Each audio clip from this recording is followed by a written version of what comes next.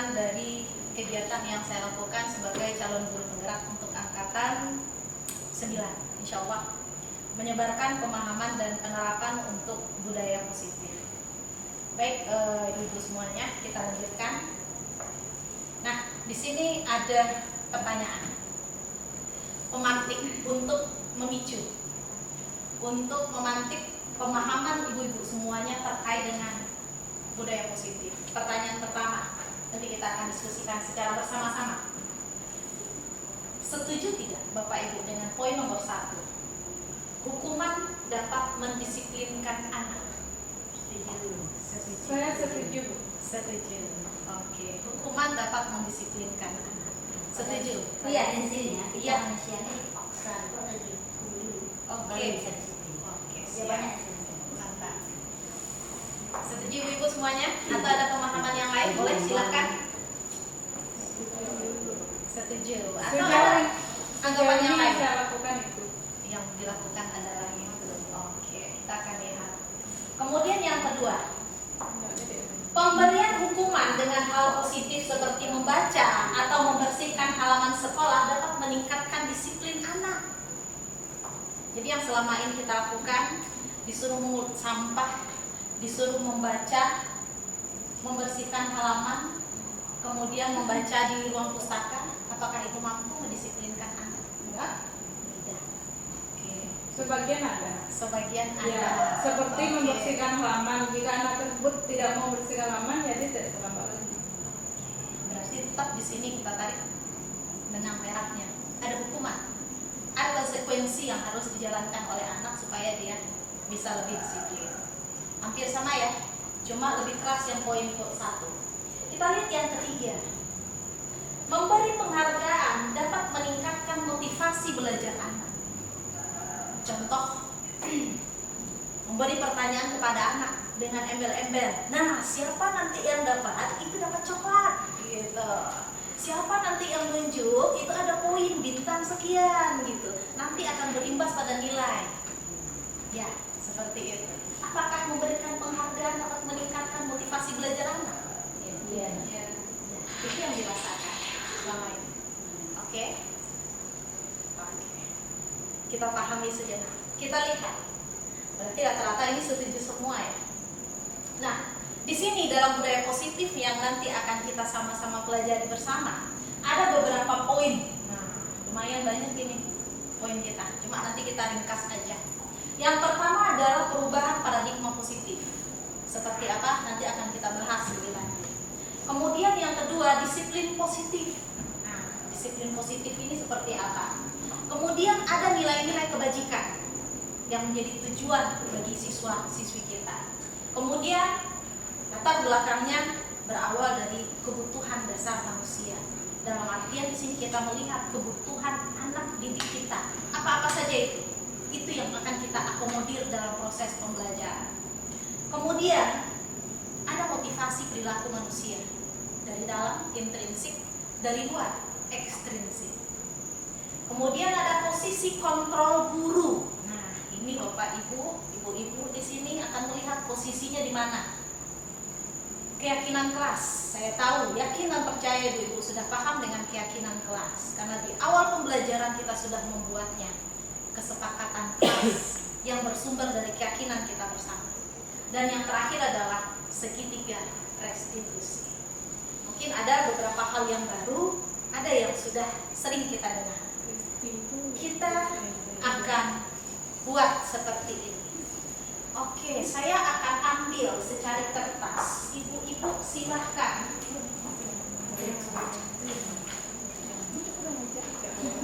Nah, ini. Silakan ibu-ibu lakukan. Di sini dibuat. Oke, silakan Bu. Kartil ini mau Iya, nanti diganti satu Bu. Diganti. Nanti bikin satu. Ada si A dan si B.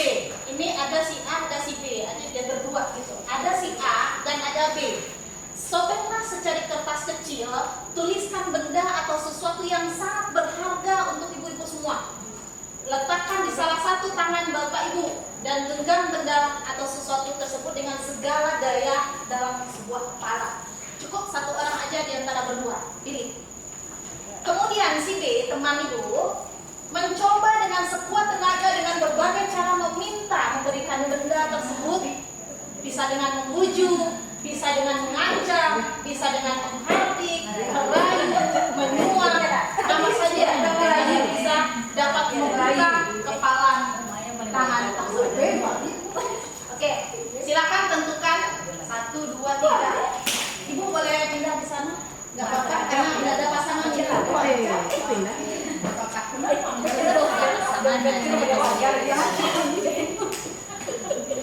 Saya nggak ada Silakan. Ada dompet itu udah bisa pulang banyak di sini. Jadi Pak, dimasukin kan si ini. Iya, diambil aja, bukan ditulis di sini apa sesuatu yang berharga.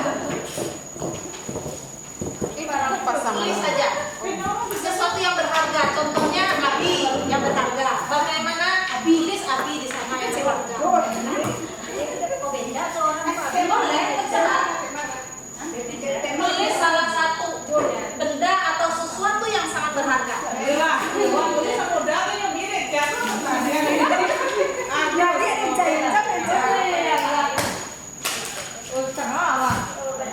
Oke, ambil, lipat, dan taruh di tangan. Itu sesuatu yang berharga.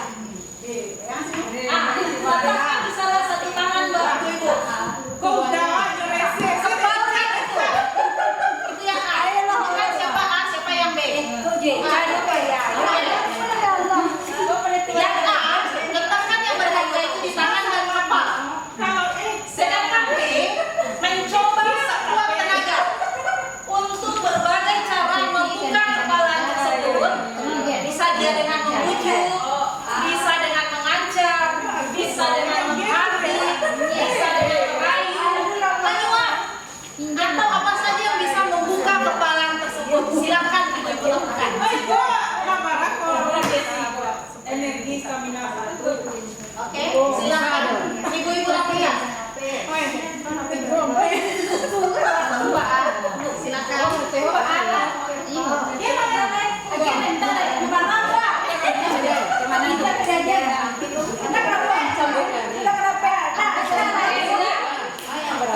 Silakan lakukan.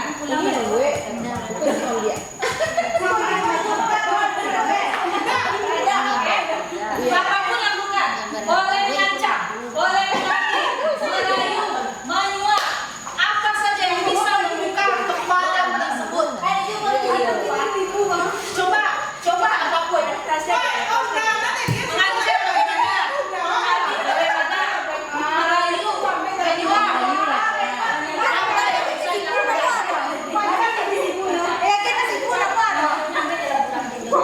Masya Allah.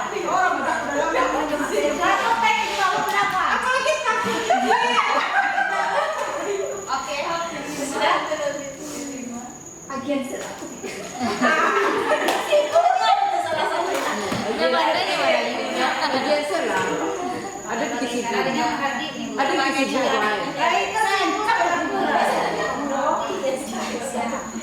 Sekarang kita akan merefleksi apa yang ibu-ibu lakukan. Saya pengen tanya terlebih dahulu. Oleh salah seorang di antara A dan B pasangan masing-masing, apa yang ibu lakukan? Yang A dulu, boleh raise hand, boleh angkat tangan, atau boleh langsung berpendapat. Apa yang ibu lakukan dalam rangka mempertahankan sesuatu yang berharga dalam diri ibu-ibu? Boleh bercerita? Yang posisi A dulu. Posisi A, ya, yang posisi A dulu. Yang saya pegang adalah nama suami saya. Oke. Jadi saya bayangkan seandainya Ica minta suami saya, jangankan untuk diambil, untuk berbicara saya tidak Masya Allah.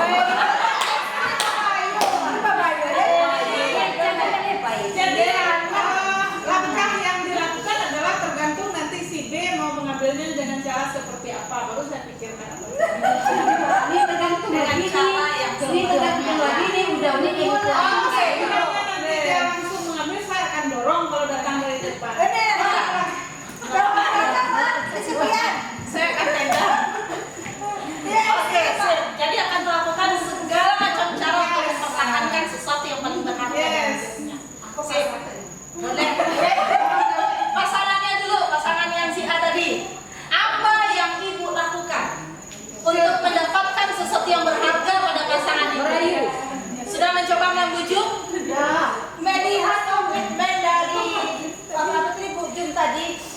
Saya agak jadi pintar. terlalu ekstrim. Tidak terkahar saya Bu. Menyerah. Masya Allah. Oke. Karena yang diambil tuh Membujuk ayam bednya. ayam bagnya Iya. Ada lagi sulit untuk diserahkan. Boleh silakan. Ibu posisinya sebagai A atau B? Sebagai A. Sebagai A. Oke, apa yang dilakukan? Ibu Mempertahankan. Tidak ada yang bagnya. Tidak ada yang berharga. Saking terlalu banyak beratnya yang berharga. Ada pengancaman. Daripada ancamnya nanti pulang nggak bisa katanya. Oke, sip. Ada pengancaman. Apa yang ibu rasakan setelah diancam? Takut, terpaksa. Oke. Ada nanti pengibasan. Kalau dalam artian di sini efek atau dampaknya? Ada rasa dendam tidak nanti? Ada rasa tidak suka? Kalau dari saya tidak. Kesal. Dia tadi mau dihambatnya jalan pulang saya. Oke. Berarti ada rasa keterpaksaan. Apa yang dilakukan benar-benar mengancam? Oh iya dong. Silakan. Iya. Sekarang coba kita bayangkan hal itu kita lakukan pada anak-anak kita, pada siswa-siswi kita. Posisi yang pertama, dia melakukan kesalahan. Dia mempertahankan sesuatu yang benar menurut dia, sesuatu yang berharga menurut dia. Menurut dia, pandangan dia. Apakah itu benar atau tidak? Yang jelas dia mempertahankan sesuatu yang berharga menurut dia. Sedangkan kita sebagai guru berusaha mengancam, menghardik, atau lebih lunak sedikit merayu, menyuap dengan memberikan penghargaan. Bisa, itu salah satu bagian dari menyuap, atau apapun itu. Dan apa yang dirasakan oleh siswa-siswi kita. Ini tujuan dari kegiatan kepala tangan ini. Jadi yang selama ini mereka rasakan adalah, mereka pertahankan adalah kebutuhan mereka, sesuatu yang berharga menurut mereka. Nah, apa yang kita lakukan selama ini? Menghukum, menghardik, mengancam, merayu, menyuap. Apakah sudah benar? Nah, ini yang perlu kita pahami. Dengan konsep-konsep yang tadi, mudah-mudahan apa yang menjadi miskonsepsi bagi kita bersama, kita akan lihat. Oke, kita akan bahas, kita akan diskusi. Jadi di sini dalam perubahan paradigma ada teori kontrol namanya. Kita akan lebih lihat lagi lebih lanjut tentang teori kontrol ini, teori pilihan. Jadi, bisakah ibu-ibu semua di sini mengontrol murid? Insya Allah yakin mengontrol murid. Sejujurnya kita tidak bisa mengontrol siapapun. Yang bisa mengontrol itu diri kita sendiri. Nah, itu dia. Kita lihat lagi. Kritik dan membuat orang merasa bersalah dapat menguatkan karakter. Itu adalah ilusi. Kritik dan membuat orang merasa bersalah, apakah membuat karakternya semakin kuat? Kita akan lihat. Ilusi bahwa semua penguatan positif, efektif, dan bermanfaat. Dan yang terakhir adalah bahwa orang dewasa memiliki hak untuk memaksa. Itu tidak boleh. Ini yang perlu kita pahami. Kita akan lihat lebih lanjut. Ibu-ibu semua, ini dia. Kita akan pahami sedikit tentang pembelajaran dengan paradigma baru. Saya yakin dan percaya ibu-ibu sudah memahami konsep ini, paradigma baru, merubah konsep mindset yang selama ini ibu lakukan. Tujuan kita adalah mengejar, menciptakan, mewujudkan profil pelajar Pancasila, beriman dan bertakwa, berkebinekaan global, bergotong royong, kreatif, bernalar kritis dan mandiri. Di sini ibu-ibu, kita lihat pembelajaran dengan paradigma baru ini merupakan pembelajaran yang dirancang berdasarkan prinsip berdiferensiasi. Sehingga peserta didik belajar sesuai dengan kebutuhannya, benar, berdiferensiasi. Kita lihat gaya belajarnya. Ada yang suka visual, maka letakkan dia di depan. suka duduk melihat di depan, karena dia lebih suka memperhatikan bagaimana kita mengajar. Auditori, terkadang kita perlu menghidupkan musik. Tidak perlu dangdut atau musik disco. Oke, boleh Malaysia. Kesepakatan bersama. Tahap perkembangan sesuai dengan psikologi modern untuk mewujudkan profil pelajar Pancasila. Psikomotor, kita lihat latar belakang mereka. Itu pembelajaran berdiferensiasi. Proses, konten, output berdiferensiasi. Itu sudah ibu lakukan selama ini dalam membuat perangkat mengajar. Ya, terlaksana insya Allah. Bagaimana efeknya? Boleh cerita nggak? Bagaimana efeknya? Silakan masuk Bu.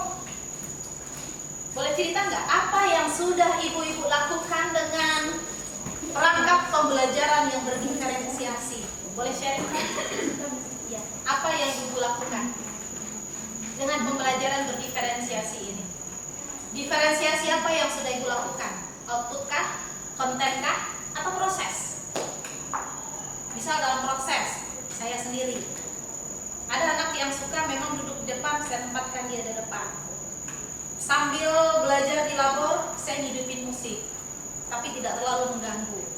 Karena ada sebagian dari mereka yang suka dengan musik. Boleh Bu? Boleh, silakan. Atau ada yang suka jungkir balik? Enggak, sebenarnya enggak terlalu jungkir balik. Ya, aktif gitu, psikomotor. Mereka lebih suka praktek. Oke, silakan kita fasilitasi. Ya, kita pun juga seperti itu. Atau kontennya, atau outputnya. Ada yang suka mereka dengan TikTok, maka outputnya boleh bikin video TikTok hasilnya, tapi terkait dengan pembelajaran. Itu output. Atau ada yang hanya sekedar saya ya sudah Bu, catatan saja dalam bentuk di kertas saja, boleh. Atau saya yang lebih keren, saya mau bikin film Bu, boleh. Bahkan mereka ada yang buat media pembelajaran. Wah, ternyata lebih canggih dari kita, lebih keren dari kita. Kalau kita mampu menggali potensi dari mereka, apa yang membuat kesenangan bagi mereka, pembelajaran yang menyenangkan bagi mereka, ini dia berdiferensiasi. Tujuannya apa? Mewujudkan profil pelajar Pancasila.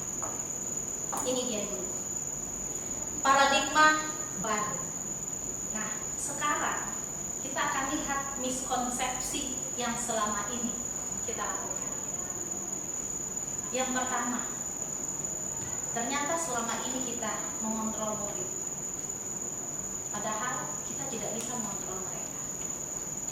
Yang kita bisa adalah menumbuhkan kesadaran mereka. Itu yang lebih baik.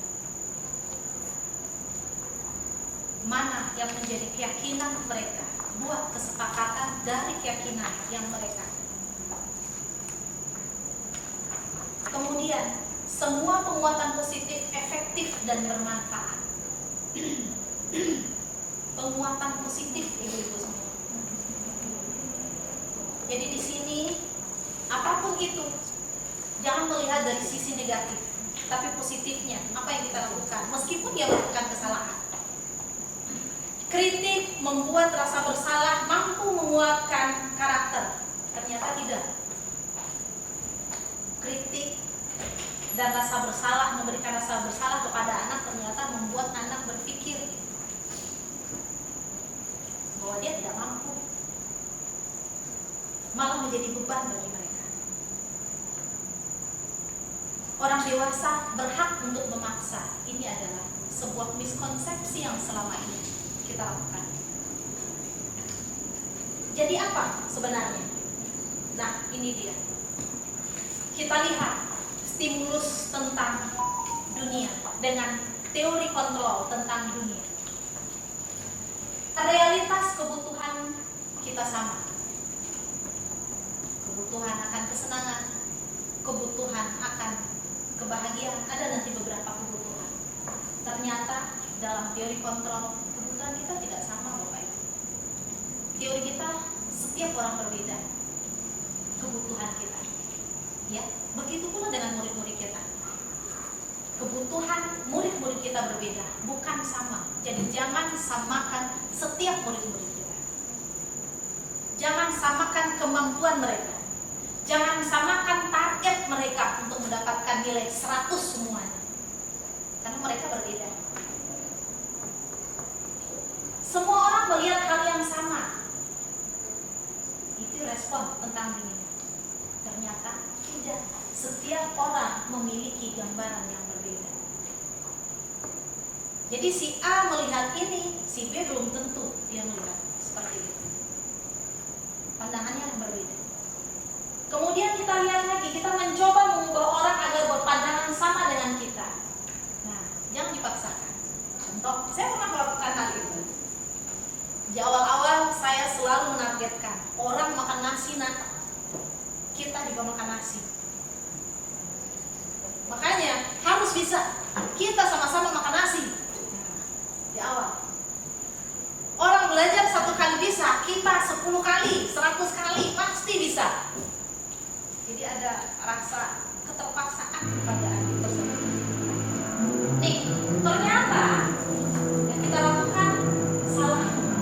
Kita nggak boleh pandangan melihat siswa itu sama. Apa yang kita lakukan? Kita berusaha memahami pandangan orang lain tentang dunia. Pahami kebutuhan anak-anak, pahami tentang kebutuhan mereka. Mereka tidak suka dengan akuntansi, jangan dipaksakan. Karena latar belakangnya mereka dipaksa oleh orang tua. Maka exploit potensi apa yang dia miliki selain dari akuntansi. Begitu juga dengan jurusan-jurusan yang lain. Ada potensi yang terpendam bagi mereka. Itu yang harus kita pahami.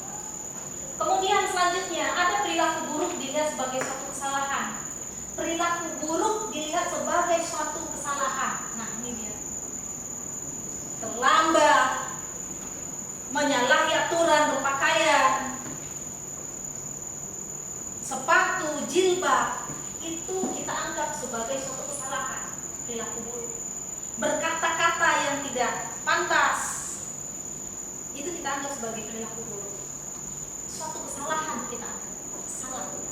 Ternyata dalam teori kontrol, apa yang mereka lakukan, anak-anak kita lakukan, itu mereka memiliki tujuan. Itu yang harus kita gali. Tujuan itu. Apa tujuan mereka? Terkadang mereka pengen dianggap kurang perhatian, maka dia berperilaku seperti itu. Terlambat, apa yang melatar belakangnya mereka terlambat? Pahami itu, gali apa yang menjadi masalah buat mereka, dan tumbuhkan keyakinan mereka bahwa itu adalah sebuah kesalahan. Yakini mereka, kesalahan itu siapa saja bisa melakukannya, termasuk kita sendiri. Tapi jangan judge mereka.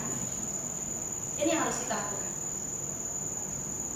Jadi apa yang mereka lakukan sebenarnya memiliki tujuan menurut versi mereka, dan itu yang harus kita arahkan, itu yang harus kita bimbing. Bagaimana caranya? Nanti ada namanya segitiga restitusi. Ada trik. Orang lain bisa mengontrol saya. Itu yang dulu kita lakukan. Kita kontrol. Ternyata capek.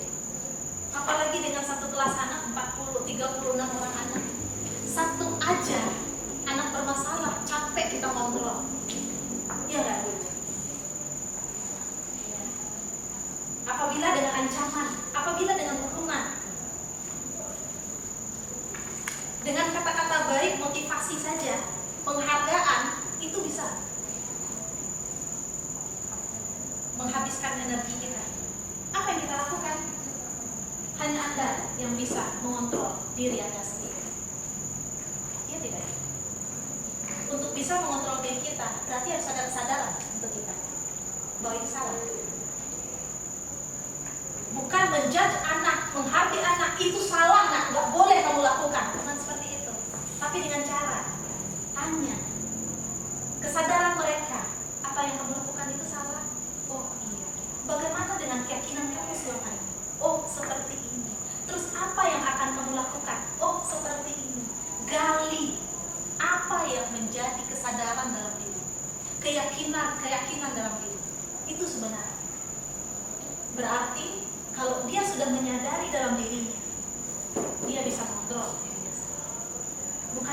yang mengontrol lagi. Tapi dia. Ini.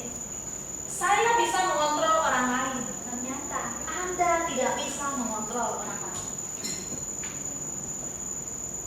Seberapa jauh Anda mengontrol? Jangankan orang lain, diri sendiri bisa terkontrol. Ayo, jujur ibu-ibu. Bisa nggak kontrol makan di saat pengen? Mau diet nih, gitu. Nah, ternyata ada yang enak-enak. Bisa kontrol nggak? Amarah. Nah, bisa dipancing. Kita pengen kontrol diri kita. Ternyata dipancing. Bisa kontrol nggak? Terkadang lepas juga kontrolnya. Nah, itu ada faktor X. Pemaksaan adalah pada saat bujukan gagal. Di saat bujukan sudah gagal, yang kita lakukan adalah pemaksaan. Kalau tidak jual, berhenti jalan dari semua. Ada pemaksaan, ada hukuman. Ternyata kita perlu melakukan kolaborasi, kerjasama. Jadi kolaborasi itu bukan hanya antara kita dengan kita dengan siswa juga kolaborasi, Bu. Konsensus, melakukan pilihan, kerjasama, menciptakan pilihan-pilihan baru. Jadi apa alternatif baru yang menjadi keyakinan antara kita dengan siswa? Dan terakhir, jangan berpikir menang kalah, ibu-ibu. Ini yang selama ini salah. Ada menang, ada kalah. Ternyata tidak. Ayo kita berpikir menang. Setiap anak unik, gak ada juara kunci, gak ada juara terakhir. Mereka adalah pemenang dari diri mereka sendiri. Menang. Ini dia. Sedikit terkait dengan disiplin positif, ibu semuanya. Ini teori ya. Disiplin itu berasal dari kata disiplina, artinya belajar. Karena disiplin itu mengacu pada disiplin diri yang memiliki tanggung jawab terhadap apa yang dilakukannya berdasarkan nilai-nilai yang diyakini. Berarti memang dia lihat di sini adalah kesadaran kita sendiri.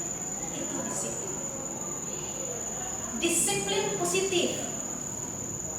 Ini adalah salah satu penerapan disiplin yang bertujuan untuk menumbuhkan kesadaran serta memberdayakan peserta didik tanpa imbalan dan hukuman maupun ancaman. Jadi sebenarnya Bapak yang kita lakukan hukuman, ancaman, penghargaan, no. Itu sebenarnya tidak dibolehkan. Kita lihat lagi. Sebagai pendidik, tujuan kita adalah menciptakan peserta didik yang memiliki disiplin diri sehingga mampu berperilaku mengacu pada nilai-nilai kebajikan universal. Profil pelajar Pancasila adalah salah satunya memiliki motivasi intrinsik dari dalamnya, bukan ekstrinsik. Hukuman, penghargaan, ancaman itu ekstrinsik dari luar. Kalau bisa dari dalam, keyakinan diri mereka, kesadaran diri mereka, dan perubahan perilaku ke arah yang lebih baik. Kita lihat mana yang merupakan nilai-nilai kebajikan. Ini dia profil pelajar Pancasila. Yang tadi berkeimanan, bertakwa kepada Tuhan Yang Maha Esa sampai dengan kreatif. Kemudian ada dengan